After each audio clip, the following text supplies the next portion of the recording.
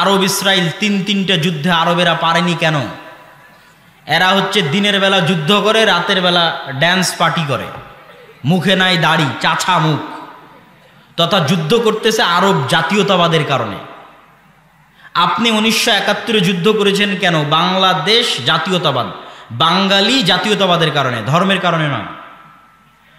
তো আজকে আপনাকে যারা মারতেছে তারা কি জন্য মারতেছে ভাই? এই পয়েন্টটা আপনাকে বুঝতে হবে। আপনি যদি মনে করেন এটা দুটো দেশের মধ্যে যুদ্ধ, তাহলে ভুল। কখনোই এটা দুটো দেশের মধ্যে যুদ্ধ নয়। আজকে যারা আপনাকে জেরুজালেম এবং ফিলিস্তিনে হত্যা করতেছে, তারা এটাকে দ্বীন মনে করে, তারা এটাকে ইবাদত মনে করে, তারা এটাকে ধর্ম মনে করে হত্যা করতেছে। আর আপনি তাদের সাথে ডিল করবেন সেকুলারিজম দিয়ে, আপনি তাদের সাথে ডিল করবেন ন্যাশনালিজম দিয়ে, জাতীয়তাবাদ দিয়ে, ধর্মনিরপেক্ষতাবাদ দিয়ে। অসম্ভব। আপনার ভাগ্যে কোনোদিন বিজয় আসবে না। আপনি নিশ্চিত থাকেন, 100% নিশ্চিত থাকেন, প্রত্যেকটা মুসলমানের সন্তানকে হত্যা করা হচ্ছে গাজায় শুধুমাত্র ধর্মীয় কারণে, শুধুমাত্র ধর্মীয় কারণে। ধর্মীয় কারণটা কি? ধর্মীয় কারণটা হচ্ছে বানু ইসরাইল। বানু ইসরাইল মানে কি? ইসরাইল হচ্ছে ইয়াকুব আলাইহিস সালাতু ওয়াস সালাম। ইয়াকুব আলাইহিস সালাতু ওয়াস সালাম কে? ইসহাক আলাইহিস সালাতু ওয়াস সালামের ছেলে। ইসহাক কে? ইব্রাহিম আলাইহিস সালাতু ওয়াস সালামের ছেলে। ইব্রাহিমকে তারা বলে আব্রাহাম, ইসহাককে তারা বলে আইজ্যাক, ইয়াকুবকে তারা বলে জ্যাকব। ইয়াকুবের ছেলে হচ্ছে ইউসুফ, ইউসুফকে তারা বলে Joseph. Saint Joseph school and college. Saint Joseph মানে Hazrat Yusuf school and college. আপনি যে ইউসুফ আলাইহিস সালাতু ওয়াস সালাম, ওই জোসেফ উনি, আলাদা কোনো ব্যক্তি না। আপনি বলছেন হজরত ইউসুফ, উনি বলেছে সেন্ট জোসেফ।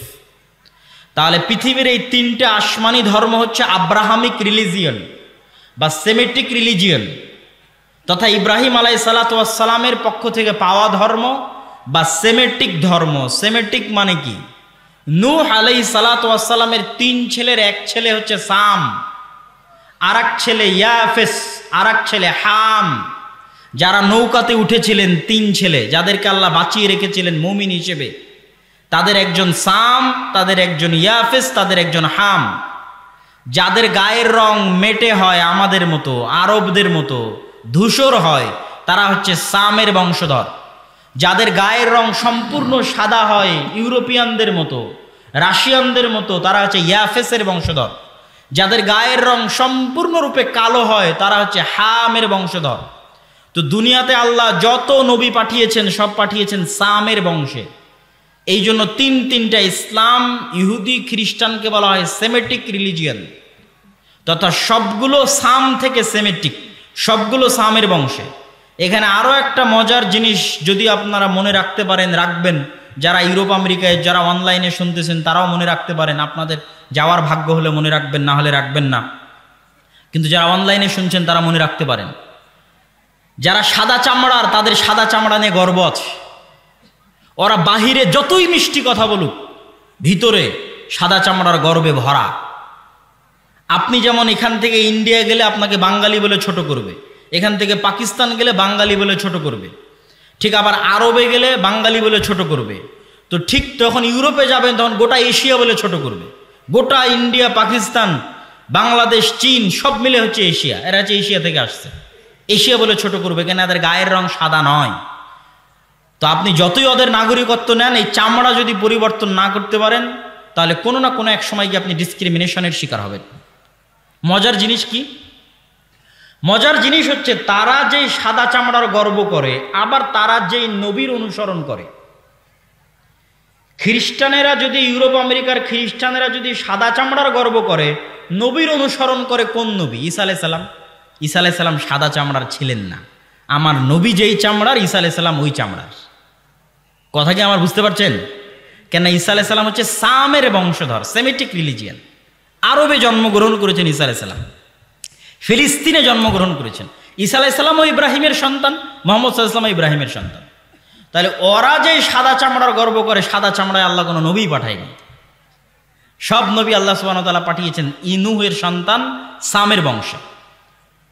তো আমি আপনাদেরকে যে পয়েন্টটা বলতে চাচ্ছিলাম যে কেন তারা ধর্মীয় কারণে গাজ্জার মুসলমানদের হত্যা করতেছে, রিলিজিয়াস কারণে, শুধু ধর্মীয় কারণে মুসলমানদের হত্যা করতেছে। কি সেই কারণ?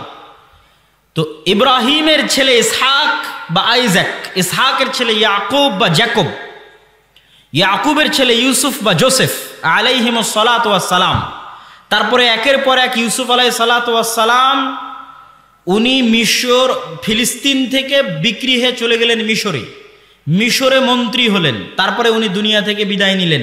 ওনার বাপ, ওনার ভাইয়েরা সব মিশরে ওনার কাছে ছিল।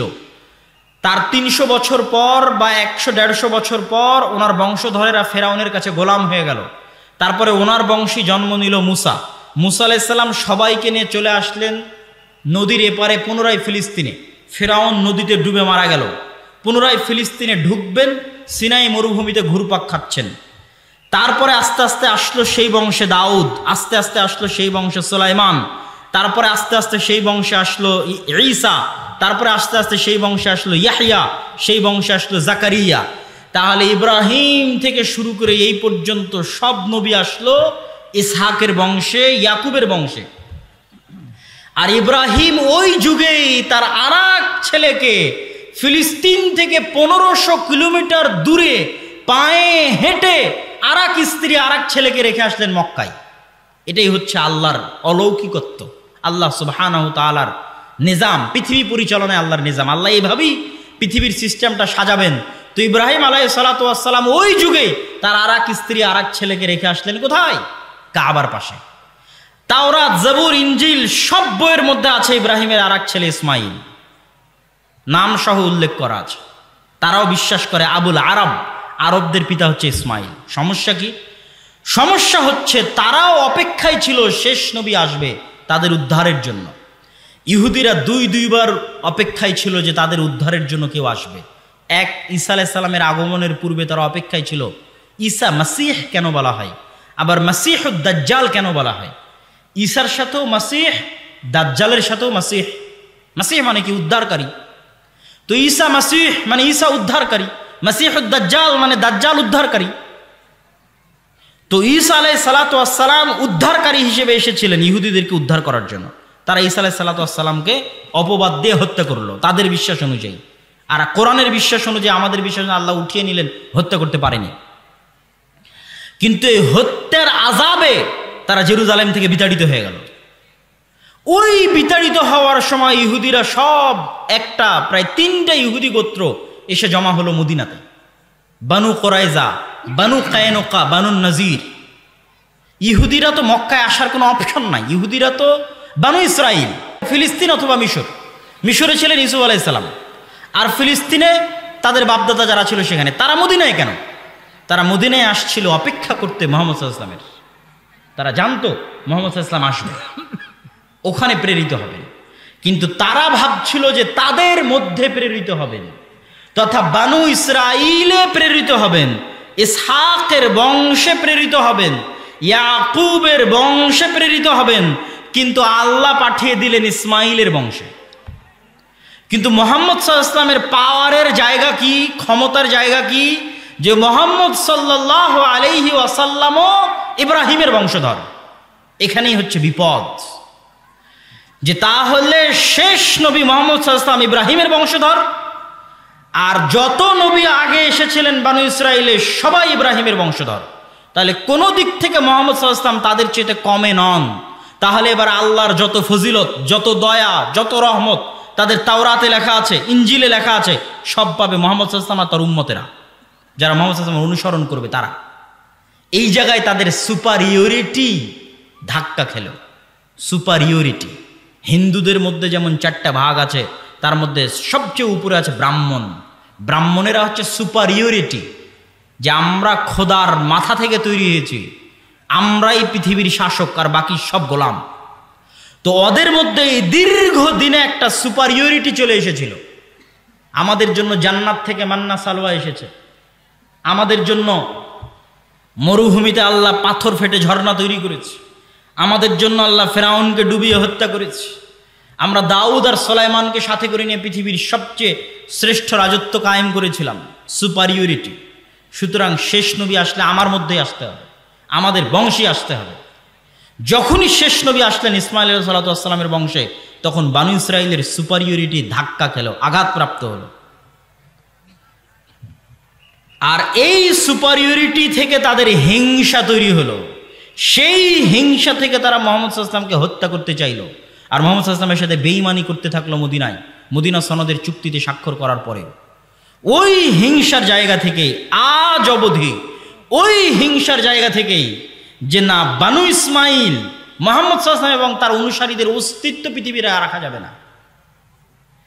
আর ইহুদিদের সুপারিয়রিটি এমনভাবে কাজ করে যে আপনি জন্মগত ইহুদি ছাড়া ইহুদি ধর্মই গ্রহণ করতে পারবেন না।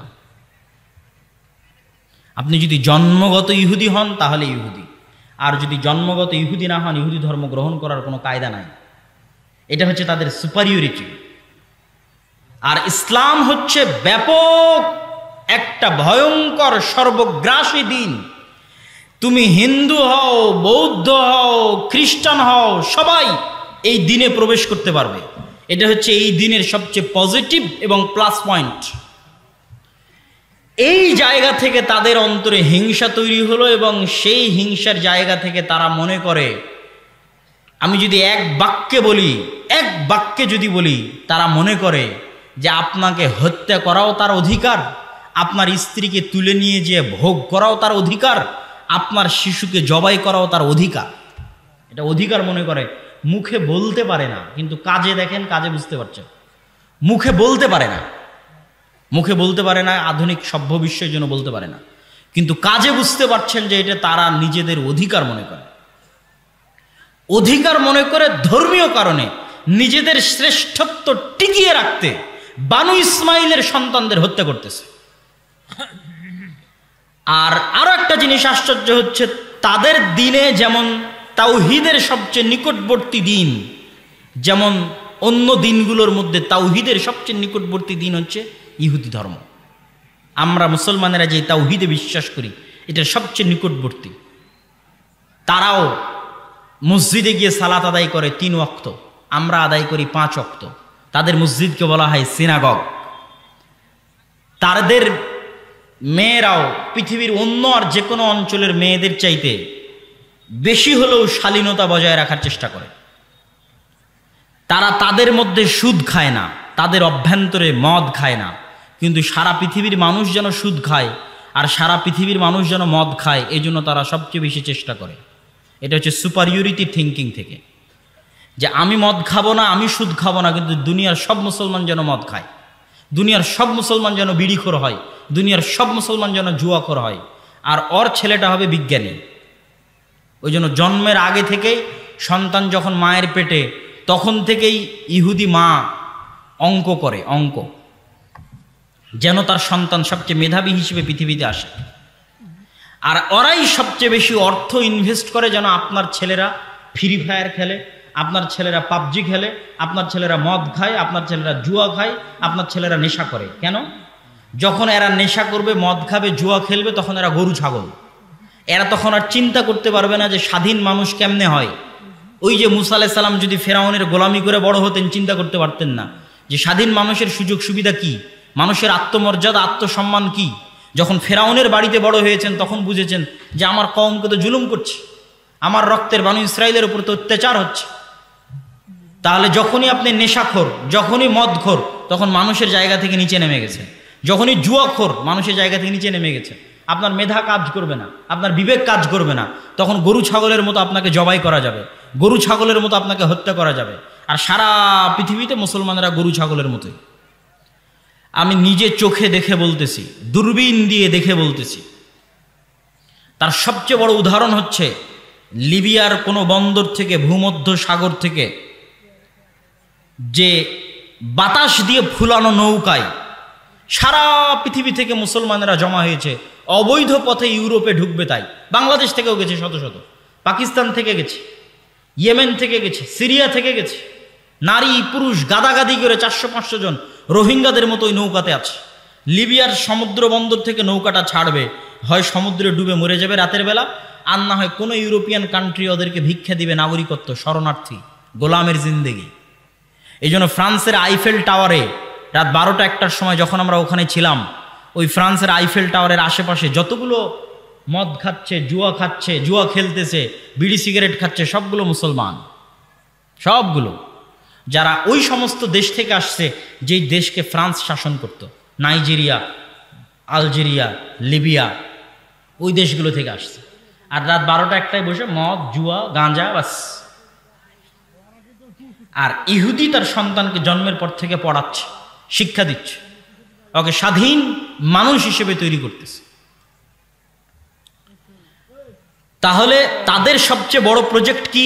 তারা নিজেরা ভালো থাকবে কিন্তু আপনাকে ভালো থাকতে দিবে না। এটাই সুপারিয়রিটি। পৃথিবী একমাত্র আমি ভোগ করব, আর বাকি সব আমাদের গোলাম থাকবে। তো গোলাম কি এত সহজে রাখা যায়?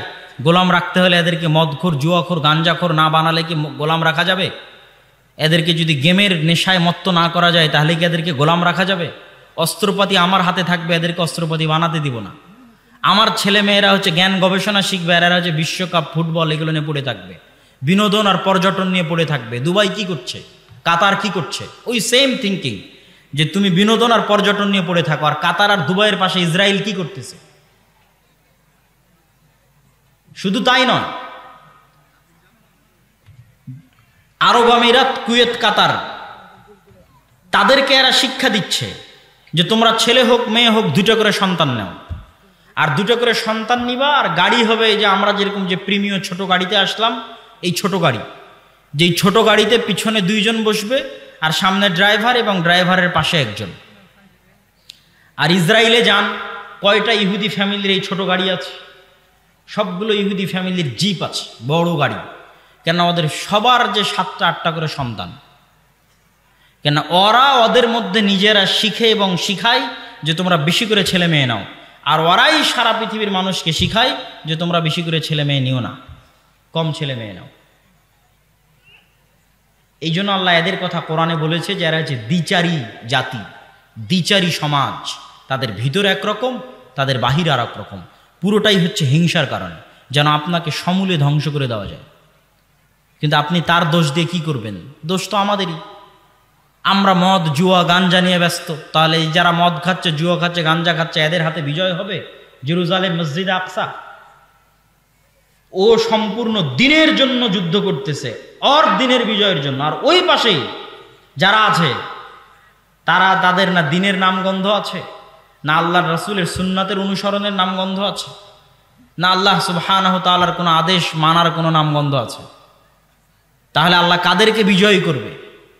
যতক্ষণ পর্যন্ত ওই রকম স্বাধীন চেতা মানুষ ঈমান এবং আকীদা নিয়ে শুধু আল্লাহর সন্তুষ্টির জন্য সামনে এগিয়ে না আসবে, ততক্ষণ পর্যন্ত আল্লাহ সুবহানাহু ওয়া তাআলা কখনোই কোশ্চিনকালেও বিজয় দিবেন না। সম্মানিত উপস্থিতি, মসজিদে আকসা, মসজিদে আকসার গুরুত্ব, মসজিদে আকসার ফজিলত, এই ছিল মোটামুটি আমরা এতক্ষণ পর্যন্ত যা আলোচনা করলাম। সেই আলোচনাটা ছিল 1-2 বাক্যে যদি সারমর্ম করি, তাহলে আজকে আমরা যে কঠিন অবস্থায় আছি তার চেয়ে বেশি কঠিন অবস্থায় আমরা এর আগে ছিলাম। সেটা ক্রুসেড এবং মঙ্গোলীয়দের আমলে।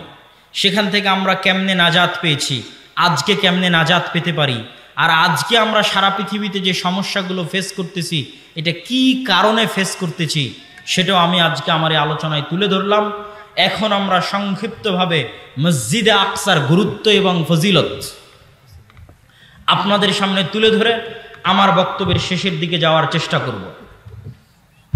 আল্লাহ সুবহানাহু ওয়া তাআলা পবিত্র কোরআন মাজিদে বলছেন, ওয়ানাজ্জাইনাহু ওয়া লূতান ইলাল আরদিল্লাতী বারাকনা ফীহা লিল আলামিন।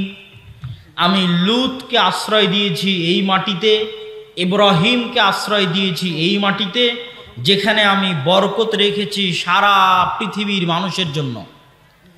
লূতকে আশ্রয় দিয়েছি এই মাটিতে মানে লূত আলাইহিস সালাতু ওয়াস সালামের শহরকে আল্লাহ উল্টিয়ে দিয়েছিলেন, যেটা জর্ডানের ডেড সি।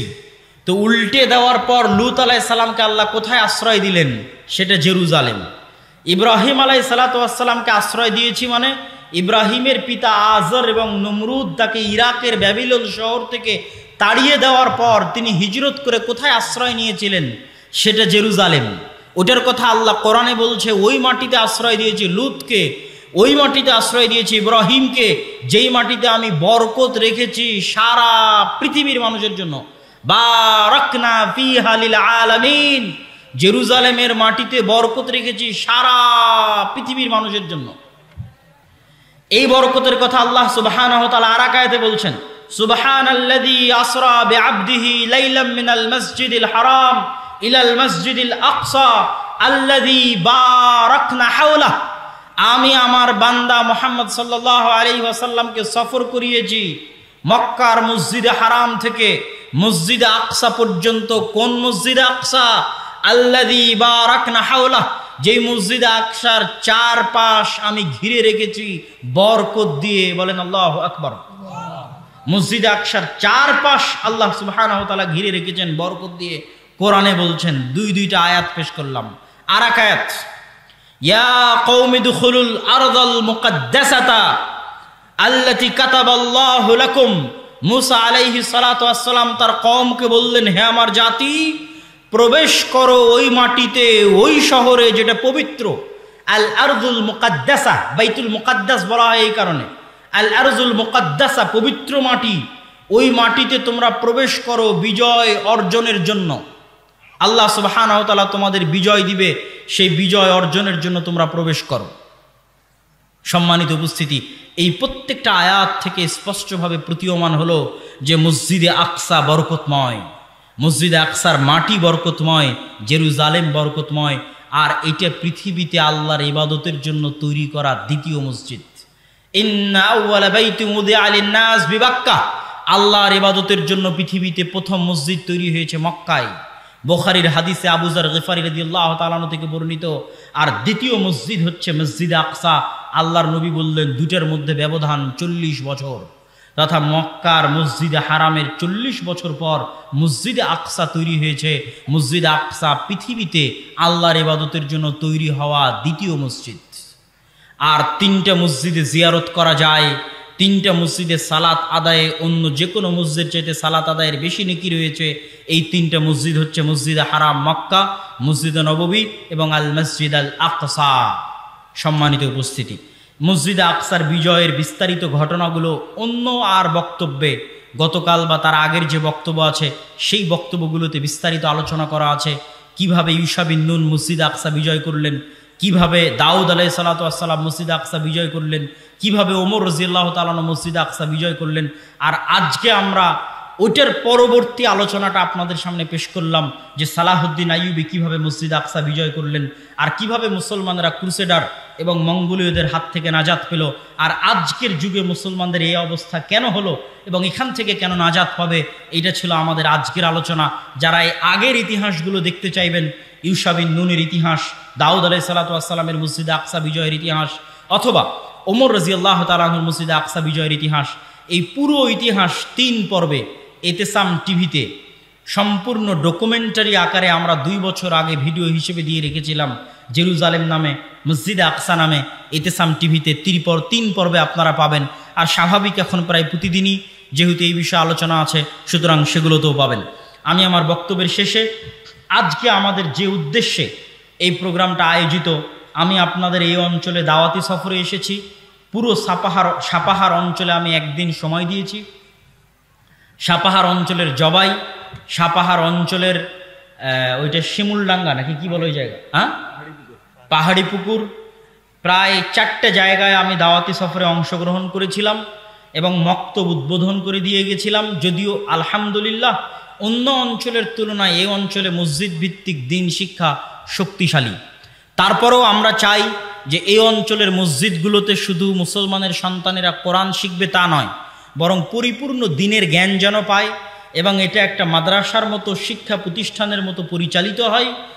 আমরা জামিয়া সালাফিয়ার অধীনে আমাদের মসজিদ ভিত্তিক মক্তবগুলোকে প্রাথমিক প্রতিষ্ঠান হিসেবে পরিচালনা করার স্বপ্ন নিয়ে দেশব্যাপী আমাদের সফর অব্যাহত আছে।